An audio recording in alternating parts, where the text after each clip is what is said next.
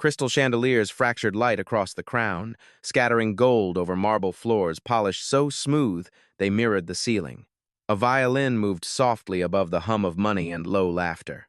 Silverware chimed against porcelain. Ice shifted in cut crystal. The room breathed in rhythm with power. At exactly 8 o'clock, Chris Hale stepped through the revolving door. Heads turned without meaning to. Conversations thinned. A manager hurried forward, smile already prepared. "Mr. Hale, your table is ready, the best in the house." Vanessa glided beside him in a red dress that caught the chandelier light and broke it into sparks. She smiled at the room like it owed her something. They sat near the window. The city glittered beyond the glass, towers blinking like distant satellites. Chris loosened his cuff, set his phone beside the plate, and opened the menu. Thick paper, embossed lettering. The smell of truffle butter drifted from a nearby table. Vanessa watched him scroll. "Can you put that away?" she said, nodding at the phone. "I'm working," Chris replied, eyes on the screen. "You're always working." He set the phone face down. The violin swelled. A waiter passed carrying oysters on crushed ice. Glassware chimed again. 7 months ago, he had walked into silence. An apartment too clean, a closet too empty, Lily gone. No note, no sound.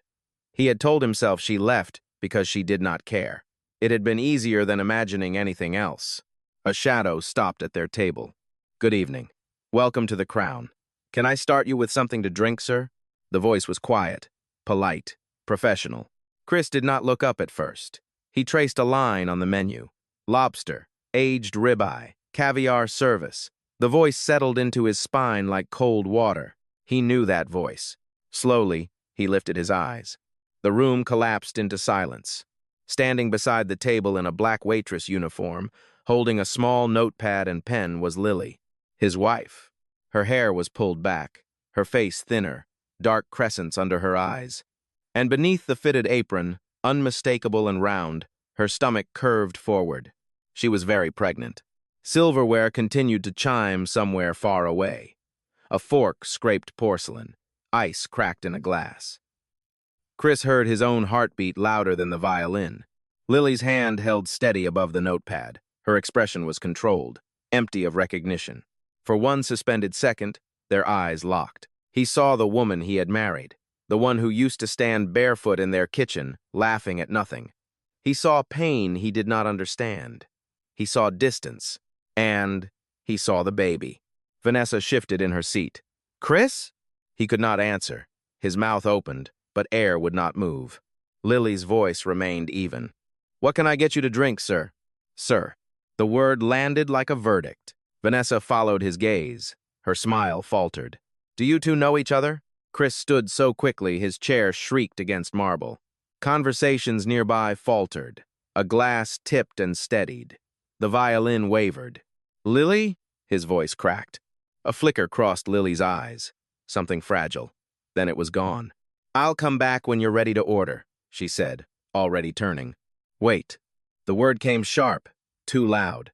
The restaurant manager appeared at once, breath faintly scented with mint. "Is there a problem here?" "No problem," Lily said immediately. "I was just taking their order." Chris stepped around the table. His hands trembled. He did not care who watched. "What are you doing here?" he demanded. "Where have you been?" Vanessa caught his arm. "Chris, sit down. People are staring." He barely felt her touch. Lily turned slowly. The overhead crystal caught in her eyes, but they did not soften. "I'm working, sir," she said again, the title deliberate. "Sir," as if he were no one to her. The manager cleared his throat. "Mr. Hale, perhaps another server?" "Yes," Lily said quickly. "I'll send someone else." She moved away between tables, black uniform blending into the dark of the dining room. A tray rattled faintly in her hand. Chris stared after her. The kitchen doors swung closed with a muted thud. Vanessa's voice sharpened. "That's her, isn't it? Your ex-wife." He did not answer. "And she's pregnant." Vanessa's eyes widened. "Is that your baby?" The question struck harder than anything else. He did not know. Or maybe he did. The chandelier light felt harsh now. The marble too bright, the violin too sweet. Vanessa stood abruptly. "This is humiliating. You bring me to the most expensive restaurant in the city, and your pregnant ex-wife is serving us? I didn't know she would be here. Of course you didn't. Her laugh cut thin. You looked at her like she was the only person in this room. He did not deny it. Vanessa grabbed her purse. Her heels struck the marble in quick, furious rhythm as she walked toward the exit. Heads turned again, whispers blooming like smoke. Chris remained standing beside the table set for two. The manager hovered. Shall I have someone else assist you, sir? Sir. The word tasted different now. Chris looked toward the kitchen doors. Crystal light, polished marble, a dining room full of wealth and applause. And somewhere beyond those doors, under fluorescent heat and steam, stood his wife, pregnant, exhausted, calling him Sir. He stepped away from the table. The manager moved quickly. Sir, customers aren't allowed in the kitchen. Chris did not slow. Get out of my way. The doors swung open. Heat rushed over him. The violin disappeared, replaced by the hiss of oil and shouted orders. Steam clouded the air. The crown glittered behind him. Ahead, in the sharp white glare of the kitchen lights, reality waited. The kitchen air hit him first. Hot oil, garlic, steam rising in white bursts from metal pans. Orders barked over the sharp rhythm of knives against cutting boards. A door slammed somewhere behind him, sealing out the velvet hum of the dining room.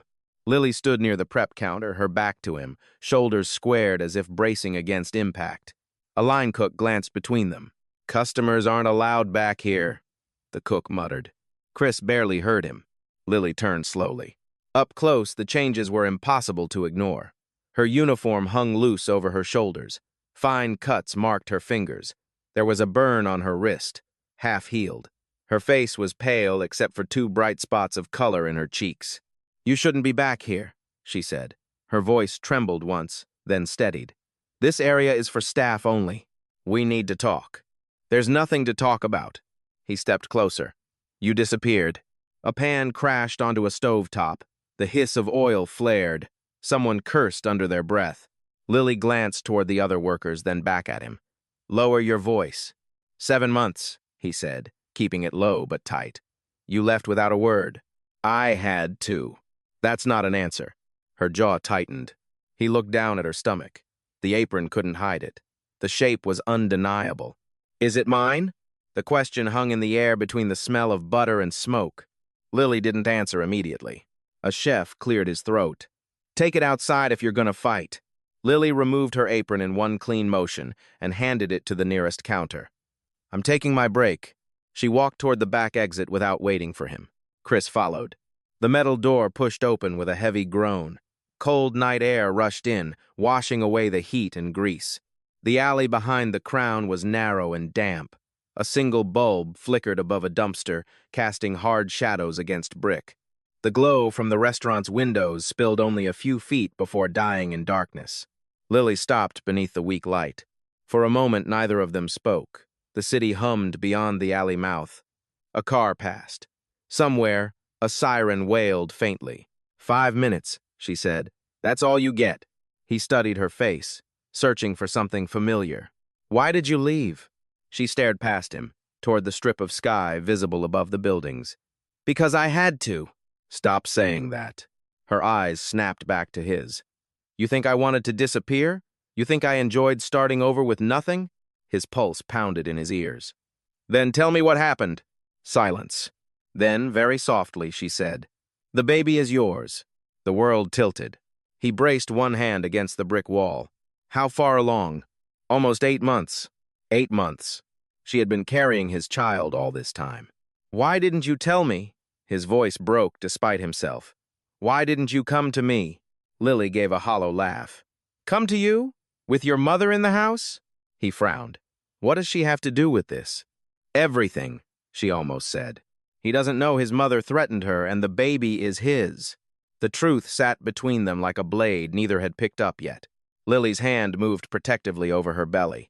3 months after we got married, she invited me to lunch. Just the two of us. The alley light flickered. She smiled the whole time, Lily continued. Told me I was charming. Told me I was lucky. Then she slid a number across the table. What number? $1 million. Chris stared at her. She told me to take it and disappear from your life. Said I wasn't good enough for the Hale name. His chest tightened. You're lying. Her expression hardened. I wish I was. A drop of water fell from a fire escape above them and hit the pavement with a soft tap. She didn't stop there, Lily said. When I found out I was pregnant, I told her before I told you. I thought maybe a grandchild would change something. He swallowed. And she told me she would take the baby away from me. Lily's voice shook now, but she didn't look down. She said she had lawyers, judges, connections, that no court would let someone like me raise a Hale child. The words felt absurd and yet horribly plausible. She wouldn't. She would. Lily cut him off. You know she would. He thought of boardrooms, of hostile takeovers, of competitors crushed without mercy. The alley suddenly felt smaller. I tried to tell you, Lily said. Every time I brought her up, you defended her. She means well. She's protective. You never listened. He searched his memory and found only flashes, arguments brushed aside, conversations postponed. I was scared, she continued. I couldn't sleep. I kept imagining her taking my baby from my arms. Her breathing quickened. She pressed a hand harder against her stomach. So I left. He shook his head slowly. You should have trusted me. Trusted you? Her voice rose before she forced it back down. You always chose her over me. He had no immediate answer. Wind pushed down the alley, carrying the faint scent of rain and garbage. The golden light from the restaurant doorway painted the edge of his shoes. Behind him, crystal and applause. In front of him, brick and fear. Where have you been living? He asked quietly. A small apartment across the city. Alone? Yes. Working here? And 2 other jobs. His stomach dropped. You're 8 months pregnant. I don't have your resources, she replied. I have to survive. He reached for her arm instinctively. She pulled away. Don't, she said. You don't get to comfort me now. His phone vibrated in his pocket. The sound cut through the alley like a blade. He glanced at the screen. Mother. He looked back at Lily. The flickering bulb cast long shadows across her face. She looked exhausted. But beneath the exhaustion was something unbreakable. You said 5 minutes, she murmured. He silenced the phone without answering. I'm not leaving, he said. Lily studied him, uncertain. You don't get to walk away again, he added. The bulb buzzed overhead. From inside the restaurant, faintly, a violin resumed its song. The metal door behind them creaked open. Warm light from the kitchen spilled into the alley, cutting a bright line across wet pavement. A server leaned out, irritation plain on his face. Lily, the manager's looking for you. Table 12 is asking where you went. Lily inhaled slowly. Work first. Always work. I'm coming, she said. She moved past Chris, brushing the brick wall to keep distance between them. He caught the faint scent of soap and something metallic, like coins. Inside, the kitchen swallowed them again, heat, steam, shouted orders. The manager approached at once, smile tight but controlled. Mr. Hale, we can't have scenes. Please. There won't be a scene, Chris replied, though his pulse was anything but calm. Lily tied her apron back on. The fabric strained over her stomach as she adjusted it. Her hands were steady now, professional, detached. The manager lowered his voice. Perhaps you'd prefer a private room, sir. Chris looked at Lily instead. I'm staying. A pause. The manager nodded stiffly. Very well. Lily picked up her notepad and returned to the dining room. The shift from steam to crystal felt violent. Chandeliers gleamed, glassware flashed. The violin had shifted to something brighter, oblivious to the storm brewing beneath it. Vanessa was back at the table. She hadn't left after all. She stood with one hand on the back of her chair, lips pressed into a thin line. A half-finished glass of water sat near her plate, condensation beading along the sides. Where did you go? She demanded as Chris approached. He didn't answer. Lily reached the table first. Are you ready to order? She asked evenly. Vanessa looked her up and down, lingering deliberately on the curve of her stomach. How far along are you? Vanessa asked, her tone almost conversational. Lily did not respond. She waited, pen hovering above paper. Chris stepped between them slightly. That's enough. Vanessa gave a short laugh. Oh, come on. I'm just curious. Her hand brushed the water glass. It tipped, slow at first, then the spill. Water cascaded across the white tablecloth, ran over the edge, and splashed against Lily's apron. The cold soaked through instantly, darkening the fabric. Ice cubes scattered across marble with sharp clinks. The entire table stilled. A fork paused midair at a neighboring table. Lily inhaled sharply at the shock of cold. For a second, her composure faltered. Her hand tightened around the notepad. "I'm so sorry," Vanessa said, not sounding sorry at all. Chris stared at the spreading stain. The room seemed to lean inward. He grabbed a linen napkin and pressed it gently against Lily's apron. "Are you okay?" She stepped back. "I'm fine." Her voice was steady again. A few guests pretended not to watch. Others didn't bother pretending. Vanessa crossed her arms. "Maybe you should sit down," she said to Lily. "It doesn't look safe for you to be on your feet." Lily met her gaze without blinking. "I'm perfectly capable of doing my job." Vanessa's eyes flicked toward Chris. Clearly, that was the line. Chris straightened slowly. "That's enough," he said, louder now. "You're done." "Excuse me?" Vanessa snapped. "Go home." A murmur rippled through the nearby tables. Vanessa flushed. "You're choosing her? After she abandoned you?" The word landed like a slap. Lily's pen froze. Chris's jaw tightened. "She didn't abandon me." "Oh, please," Vanessa scoffed. "She vanished for 7 months. Now she shows up pregnant and—" "Stop." The single word cut through the room. Vanessa stared at him, disbelief turning into anger. "You know what?" she said. "You deserve whatever mess this is." She grabbed her purse again, this time not hesitating. Her heels struck marble with sharp, furious echoes as she headed for the exit. The door swung shut behind her. Silence followed. The manager reappeared, pale but composed. "We'll have another server take care of your table, Mr. Hale." "No," Chris said. He looked at Lily. "Take your break." She hesitated. The manager cleared his throat. "Lily, if you need a moment—" "I'm fine," she said. But her hand drifted unconsciously to her lower back. A subtle shift of weight. A tiny wince she couldn't fully hide. Chris saw it. He stepped closer, lowering his voice. "You shouldn't be on your feet. I don't have a choice." "You do." Her eyes flashed. "Not one I trust." The violin swelled again, absurdly cheerful. The manager placed a hand lightly on Lily's shoulder. "Why don't you step into the staff room for a few minutes? I'll cover." After a beat, she nodded. She walked toward the hallway behind the bar, back straight despite the damp fabric clinging to her. Chris followed. The hallway lighting was harsher. White bulbs buzzed overhead. The sounds of the dining room softened into a distant hum. She stopped at the doorway to the small staff room. "You made it worse," she said quietly. "How?"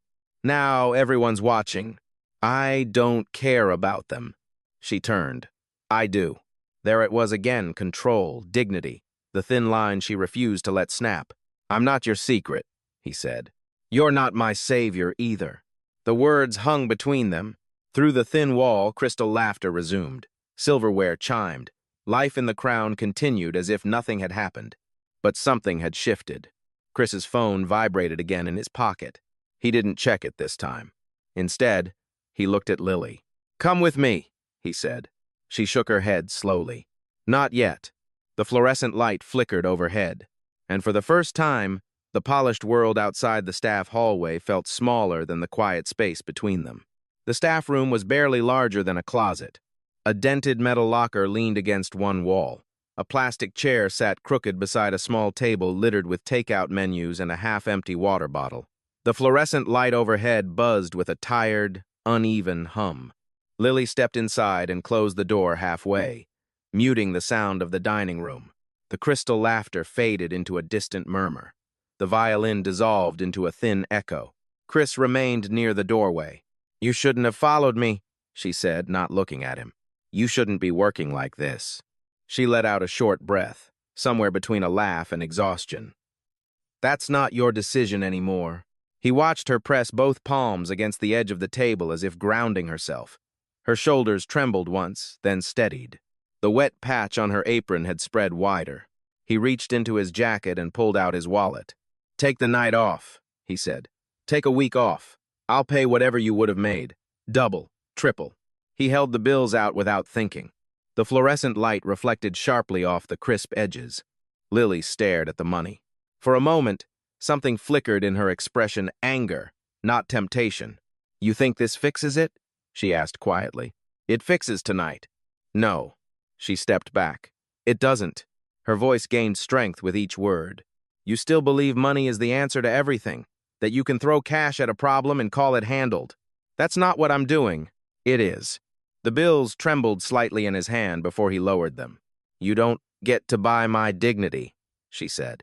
The hum of the light seemed louder now. Outside the thin door, a server laughed. A plate clattered.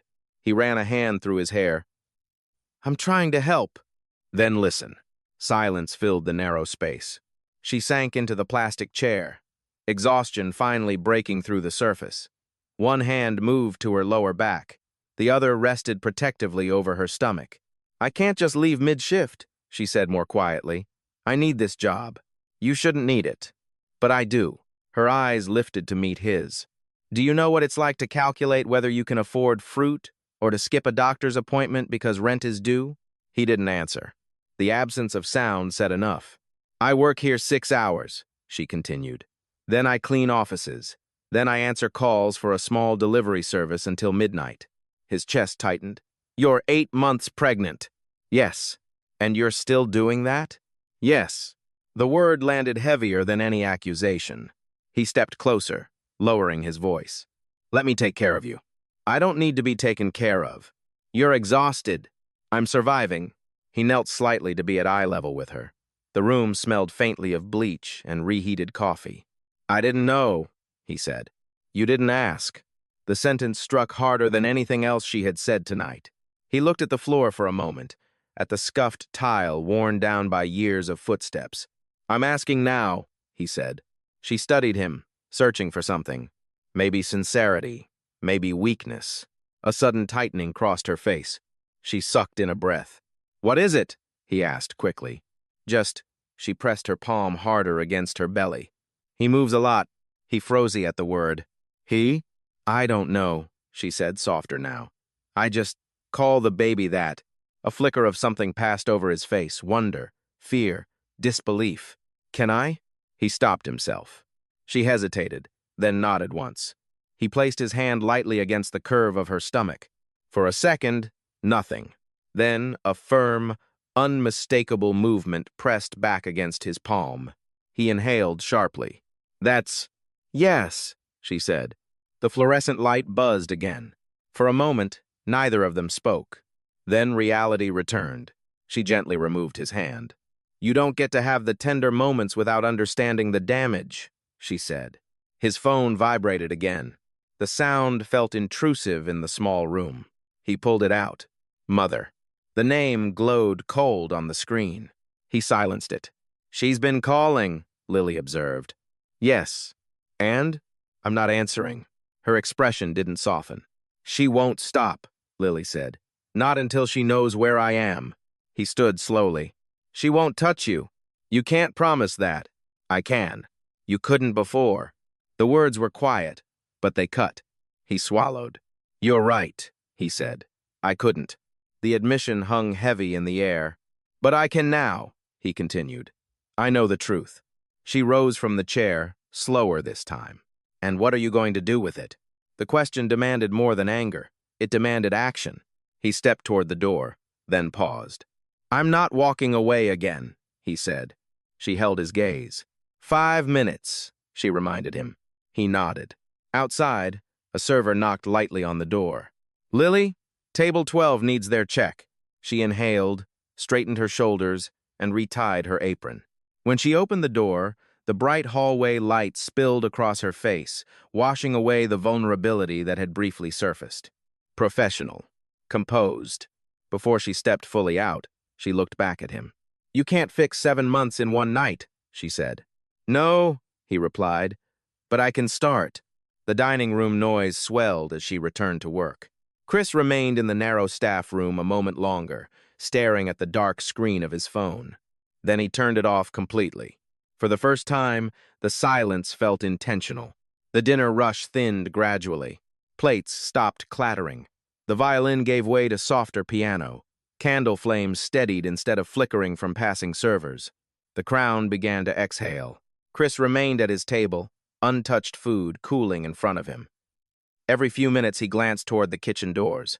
Lily moved between tables with measured steps, slower now, one hand occasionally pressing against her back when she thought no one was watching. At 10:45, the manager approached her near the host stand and murmured something. She nodded once. 5 minutes later, she untied her apron. Chris stood before she reached him. "I'll walk you out," he said. "That's not necessary." "I'm not asking." She studied him, weighing something unspoken, then walked toward the back exit. He followed without touching her. The metal door groaned open. Cool air rushed in again, heavier now with the scent of rain. The alley glistened under dim streetlight, slick patches reflecting amber halos. She moved slowly this time. "Are you in pain?" he asked. "I'm pregnant," she replied. "That comes with discomfort." They reached the mouth of the alley where it opened toward the parking lot. His car waited under a tall lamp. The driver stood beside it, posture straight, confusion visible the moment he recognized her. "Miss Lily?" he said softly. She offered a faint nod. "Hello, James." The driver looked between them, unsure whether to speak further. Chris dismissed him with a subtle gesture. "I'll drive," Chris said. James stepped back without protest. The night air felt colder away from the kitchen's heat. Lily wrapped her arms loosely around herself. "Where do you live?" he asked. She hesitated. "I'm not taking you home," he clarified. "I just want to make sure you get there safely." Silence stretched between them, filled only by distant traffic and the hum of the city. "I don't want you knowing the address yet," she said. He nodded once. "Then let me get you somewhere safe. A hotel." Her jaw tightened immediately. "No." "Why?" "Because that's your world, not mine. It can be yours." That's the problem. Rain began to fall lightly, tapping against the hood of the car. He exhaled slowly. "You're not walking back to wherever you've been staying. Not tonight. You don't get to decide that.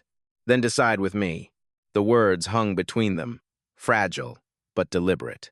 Her hand drifted to her stomach again. Another vibration broke the moment. His phone. Even powered down, he had turned it back on when leaving the restaurant. The screen lit up. Mother. The name glowed against the dark. Lily saw it. "She always knows," Lily said quietly. He stared at the screen without answering. "Answer it," she added. His eyes flicked to her. "Answer it," she repeated. "Let her hear me." He hesitated only a second before pressing accept. The call connected immediately. Christopher. His mother's voice was calm, controlled, edged with concern. "I heard you were at the Crown tonight. Is everything all right?" He didn't look away from Lily. "I saw Lily," he said. A pause on the other end. "Did you?" The voice remained composed. "That's unfortunate. She's 8 months pregnant." Silence. Then, carefully. And it's mine." The rain intensified slightly, pattering against asphalt. "I assumed as much," his mother replied. "These situations are rarely ambiguous." Lily's expression hardened.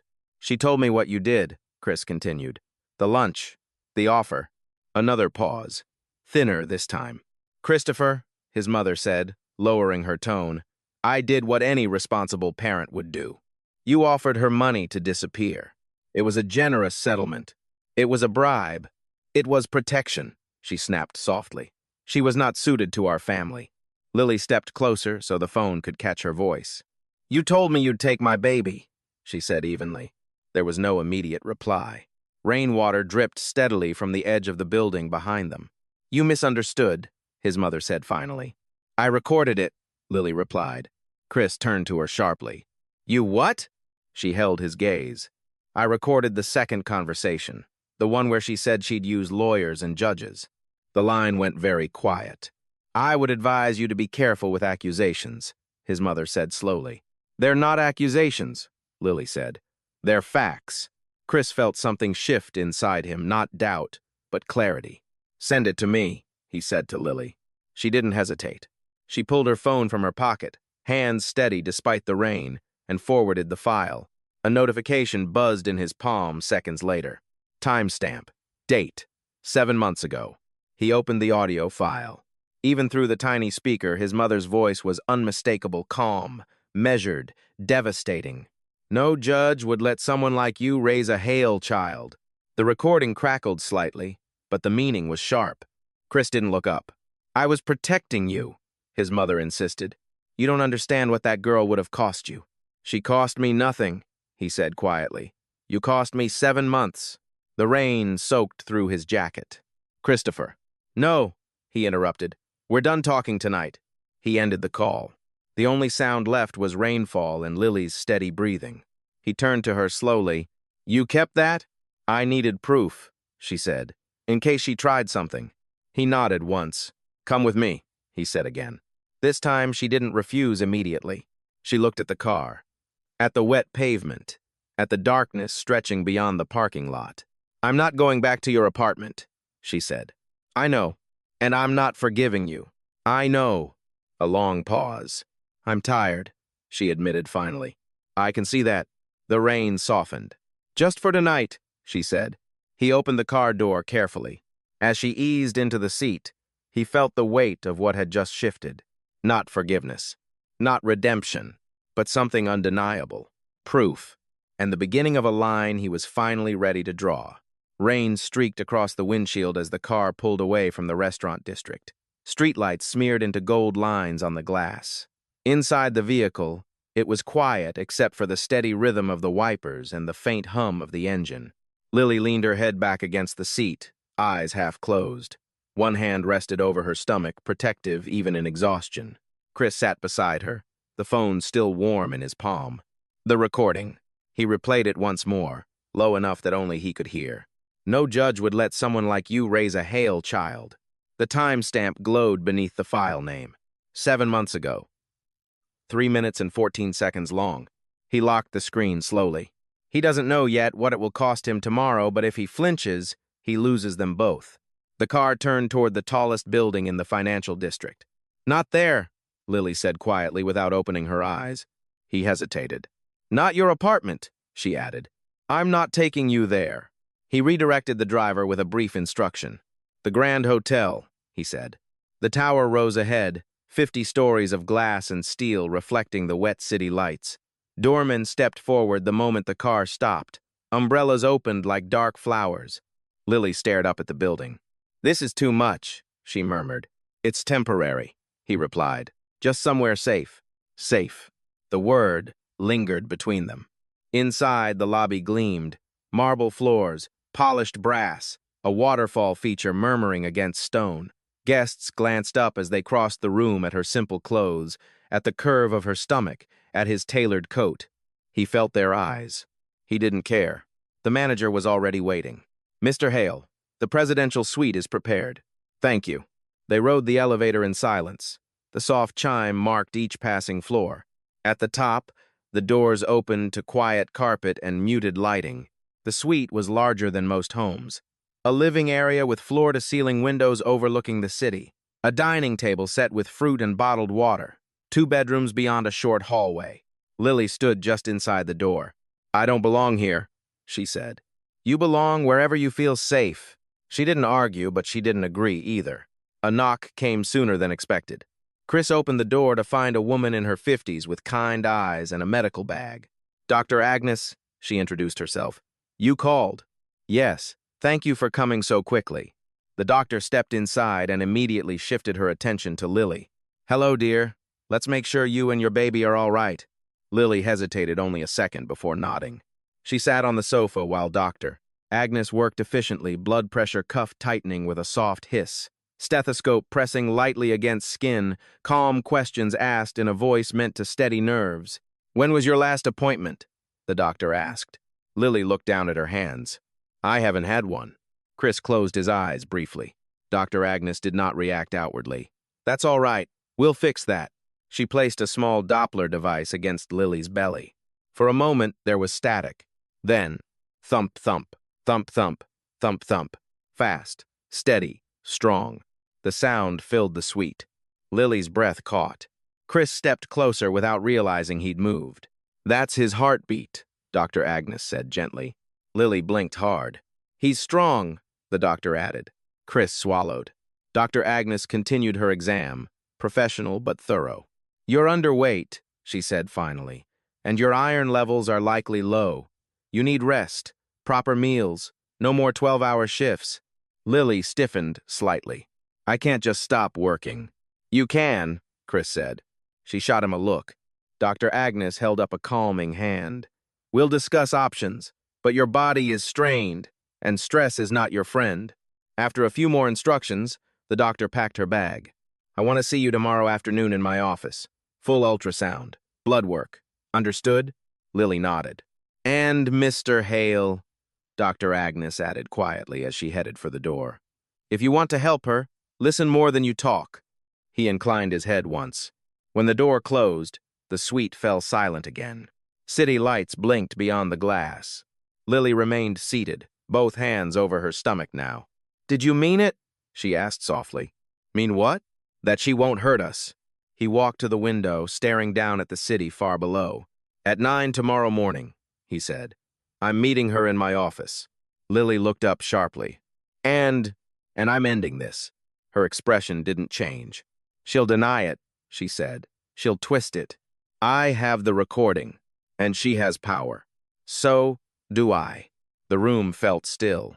If you hesitate, Lily said carefully, if you even look unsure, she'll see it, and she'll use it. He turned to face her. I won't hesitate. A long silence. She studied him the way someone studies thin ice, deciding whether it can hold. I'm not coming to that meeting, she said. I know, and I'm not going back to your apartment afterward. You won't. He stepped closer, but kept distance between them.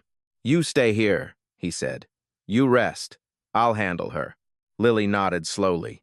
Tomorrow changes everything, she murmured. Yes, he agreed. Outside, the rain finally stopped. In the quiet suite high above the city, a decision settled like a weight. 9 in the morning. He had drawn the line. Now he had to stand on it. Dawn crept slowly across the glass walls of the suite, washing the city in pale gray. The skyline looked softer from this height, less aggressive, almost harmless. Chris had not slept. He stood by the window in the same shirt he had worn the night before, sleeves rolled, collar open. The city below moved with early traffic and delivery trucks, life beginning again without pause. Behind him, the bedroom door remained closed. Inside, Lily slept. He had checked twice during the night, once when the wind rattled the balcony glass, once when she shifted and murmured in her sleep. Each time, she had been curled slightly on her side, one hand resting over her stomach, protective even in dreams. A soft knock came at 8:15. He opened the door quietly. A staff member wheeled in breakfast eggs, toast, fresh fruit, warm tea. The smell of coffee filled the suite, rich and bitter. Thank you, Chris said, keeping his voice low. The door closed again with a soft click. At 8:27, Lily stepped out of the bedroom. She had changed into one of the loose sweaters he had arranged for the night before. It hung gently over her frame, soft and pale. Her hair was tied back, face bare of makeup, exhaustion still visible but less sharp. You didn't sleep, she said immediately. No. She nodded once, unsurprised. I did, she added quietly. For the first time in a long while, he gestured toward the table. Eat. She hesitated only a second before sitting. Steam rose from the teacup as she wrapped her hands around it. The warmth seemed to steady her. You don't have to go, she said after a moment. I do. You could send lawyers. This isn't a legal conversation. She watched him across the table. It's personal, he continued, and it's overdue. He checked his watch. 8:42. A thin line tightened in her jaw. She'll try to turn it around, Lily said. She'll make it about loyalty, about legacy, about how she sacrificed everything for you. He gave a faint nod. She already did, he replied. Lily took a slow bite of toast. And if she cries? She asked. He paused. The question was sharper than it sounded. Then she cries, he said finally. And if she says she'll cut you off? I have my own money. That's not what I meant. Silence settled briefly between them. She placed her fork down carefully. If you walk out of that office and choose her, she said quietly, you don't get another chance. He met her gaze. I know. The air felt heavy. He doesn't realize yet that choosing her means losing the illusion of who he thought he was. He moved toward the door, picking up his jacket.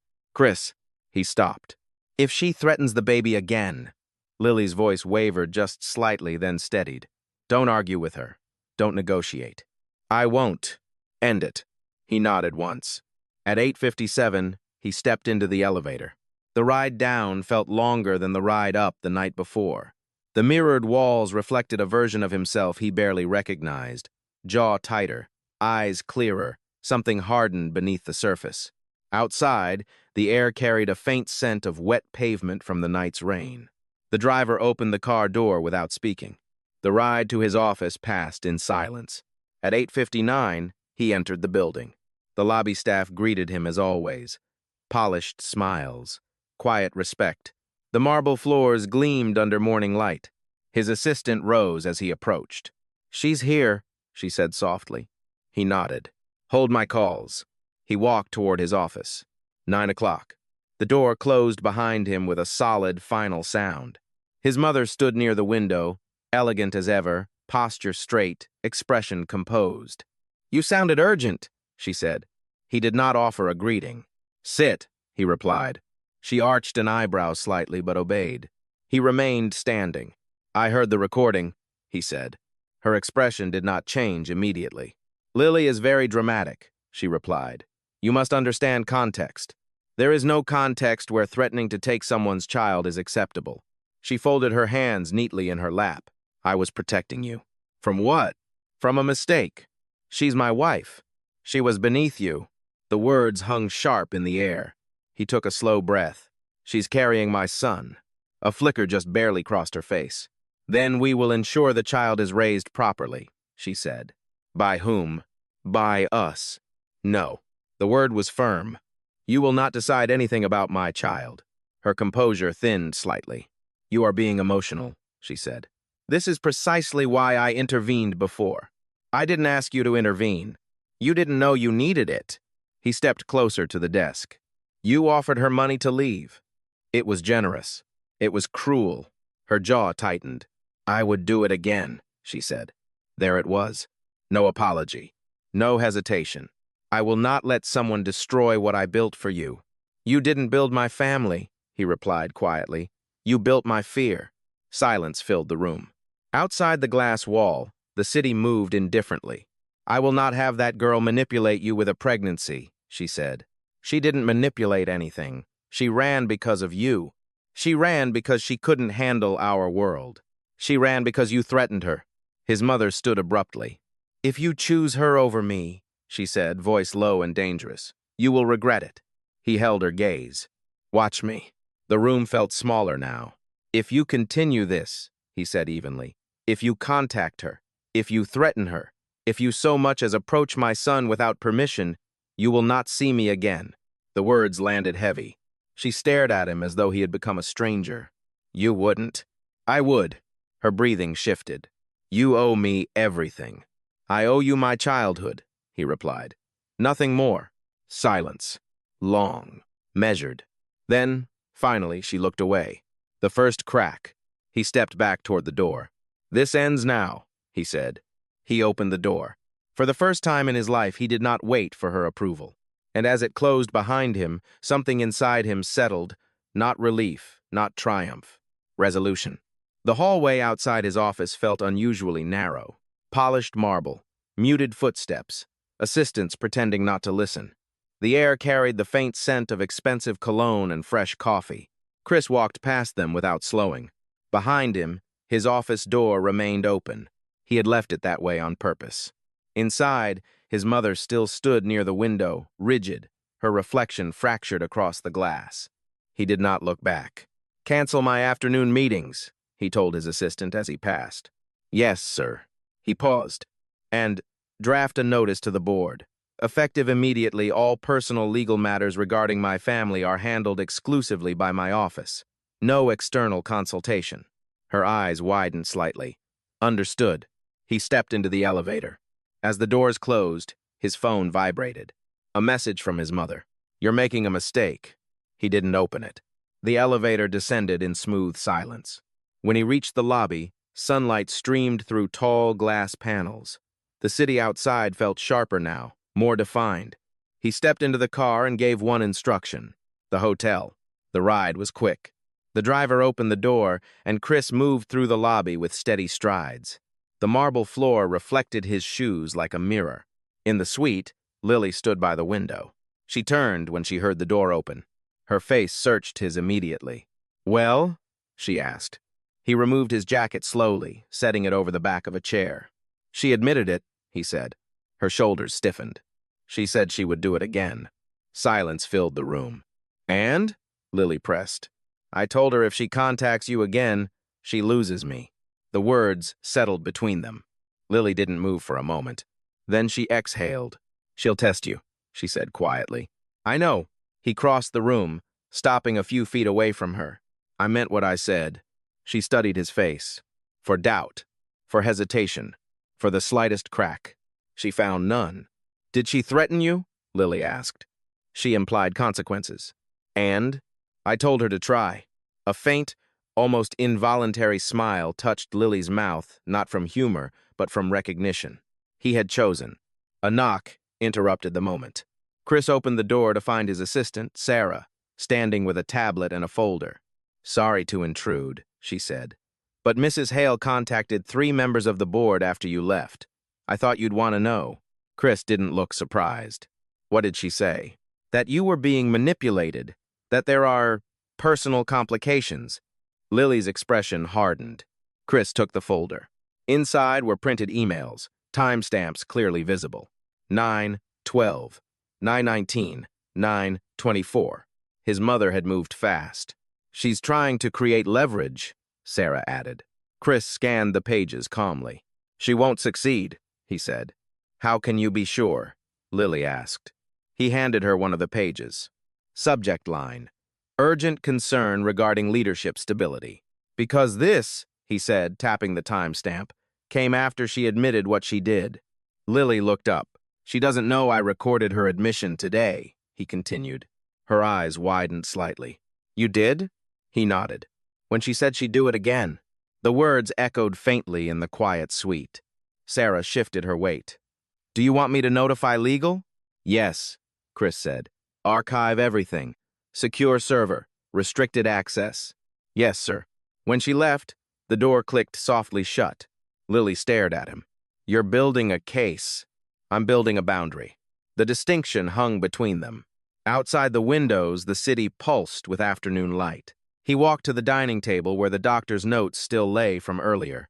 The Doppler machine had been taken away, but the memory of that steady heartbeat seemed to linger in the room. "Stops here," he said. "You think it's that simple?" Lily asked. "No." He looked at her fully now. "But it's necessary." She stepped closer, her hand resting over her stomach again. "You're not just fighting your mother," she said. "You're fighting everything she built around you." "I know. And if she tries to freeze accounts? Influence contracts? I've already rerouted everything under my direct authority." Her eyes searched his. "You planned this." "I started planning the second I heard that recording." Silence stretched again. Not heavy this time, just real. The phone on the coffee table vibrated. Unknown number. Chris picked it up but didn't answer. Voicemail notification appeared seconds later. He played it on speaker. His mother's voice filled the room, controlled but strained. "Christopher, reconsider. We can resolve this privately. Do not let that girl divide us." The message ended. Lily's jaw tightened. Chris deleted it without hesitation. "She won't stop," Lily said. "She doesn't have to," he replied. "I already did." The sun shifted lower, casting longer shadows across the suite. For the first time since the confrontation began, the air felt steady. Not calm, but steady.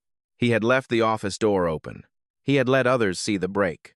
There would be consequences, but the line was drawn in public now, and it would not be erased quietly. 3 weeks later, the apartment smelled faintly of fresh paint and baby powder. Soft yellow walls framed a white crib near the window. Shelves held neatly folded onesies, tiny socks, a stuffed bear placed carefully in the corner. The yellow thrift blanket lay draped over the crib rail, modest and slightly worn among the pristine new things. Lily stood in the nursery doorway, one hand pressed against her lower back. "He's getting heavier," she said quietly. Chris looked up from the floor where he had been assembling a small bookshelf. An Allen wrench rested in his hand. "That's a good thing," he replied. She didn't answer. Another tightening crossed her face. He stood immediately. "Was that?" She breathed slowly, eyes closing for a moment. "Maybe," she said. "It's been happening more today." He stepped closer. "We can call the doctor." "I already spoke to her this morning," Lily said. "She said it's normal. Just watch the timing." The apartment felt warm, steady, safe. His mother had not called in days. Not since the board had quietly reaffirmed his position after reviewing the recorded admission. She had tried. Private messages, pressure, quiet suggestions that his judgment was compromised. But the time-stamped audio file had ended that conversation before it could spread. Still, silence from her did not mean surrender. Lily moved toward the living room slowly. Chris followed her with careful steps, ready in case she faltered. She lowered herself onto the couch, exhaling deeply.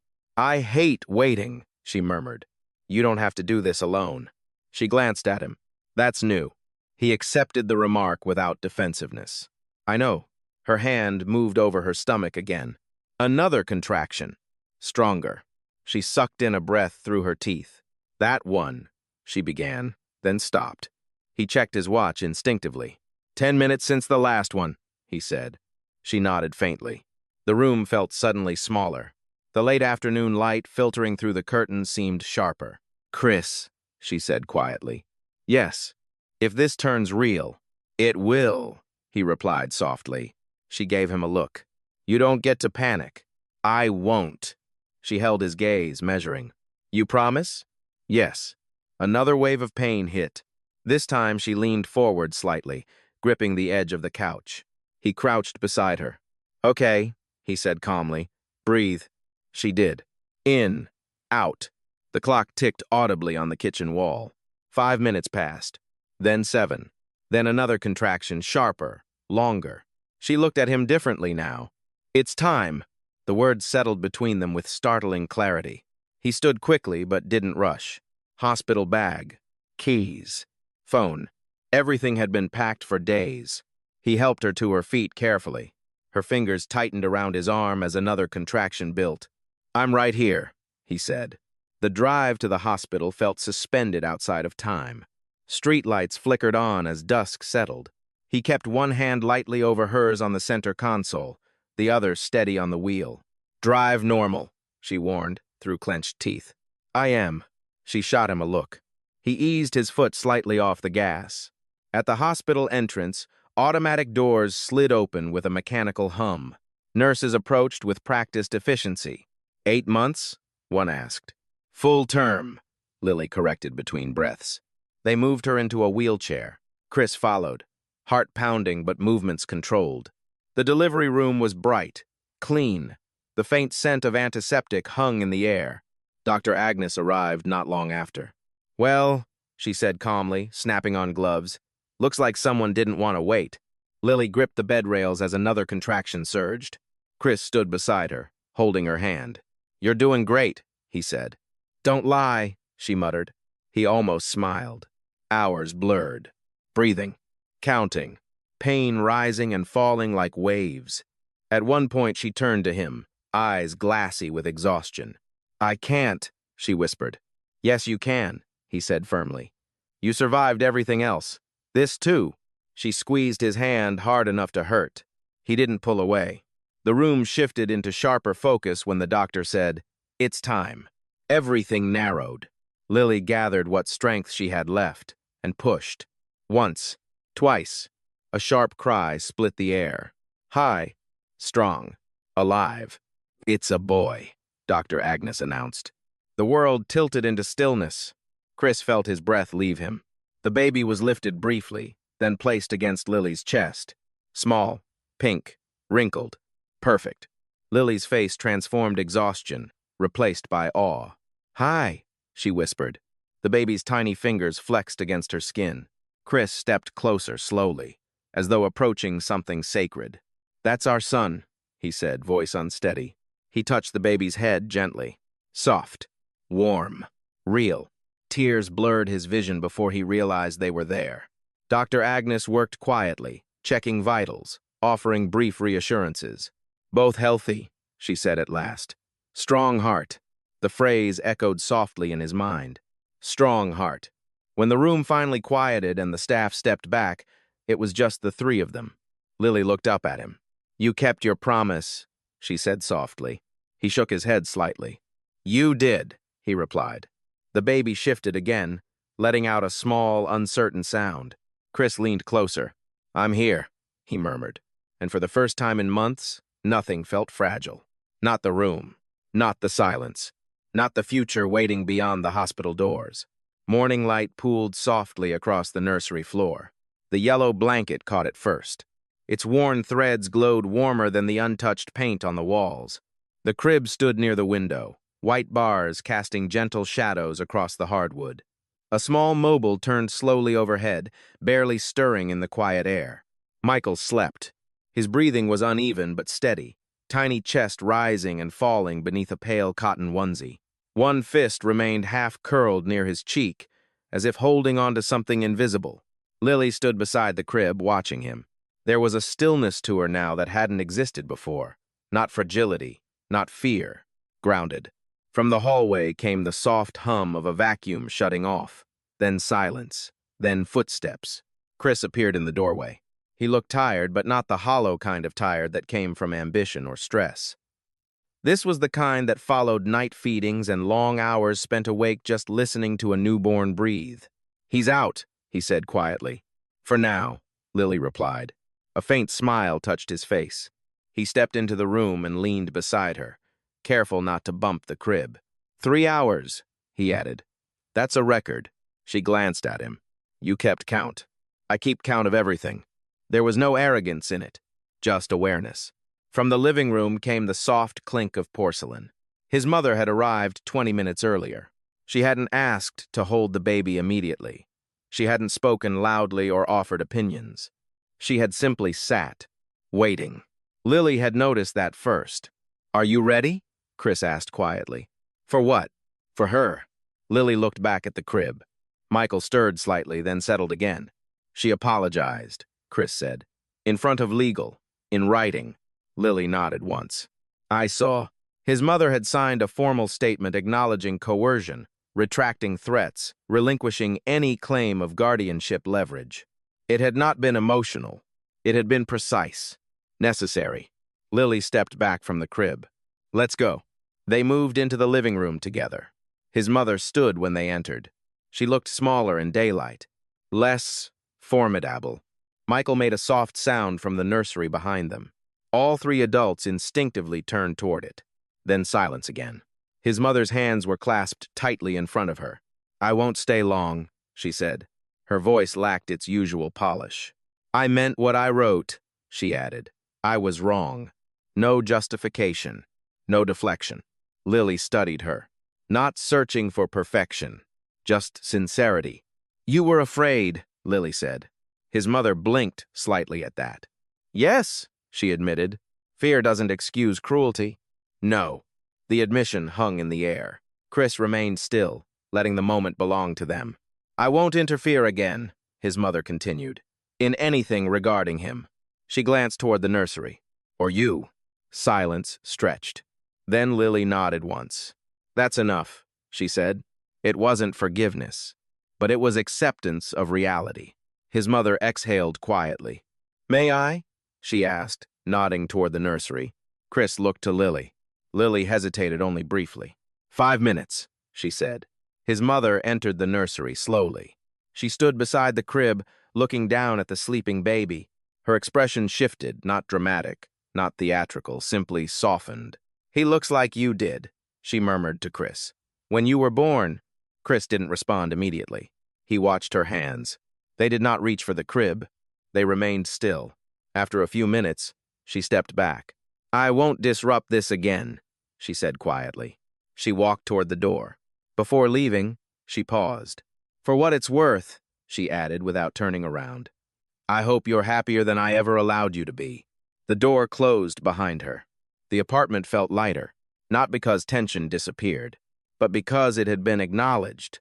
Chris leaned against the wall for a moment. You okay? Lily asked. He nodded. She'll keep her distance. I think she will, Lily replied. They returned to the nursery together. Michael shifted again, eyes fluttering open briefly before closing once more. Lily adjusted the blanket gently around him. The yellow fabric looked small against the white crib, modest among the polished surroundings, but it carried history, survival, choice, love without leverage. Chris stood beside her. I used to think control meant strength, he said quietly. And now? Now I think listening does. Lily glanced at him. Good, she said. He rested his hand lightly at the small of her back. Not possessive. Supportive. Outside, the city continued its endless rhythm contracts, signed, deals negotiated, reputations built and dismantled. Inside the nursery, none of that mattered. Michael let out a soft sigh in his sleep. Chris looked down at his son.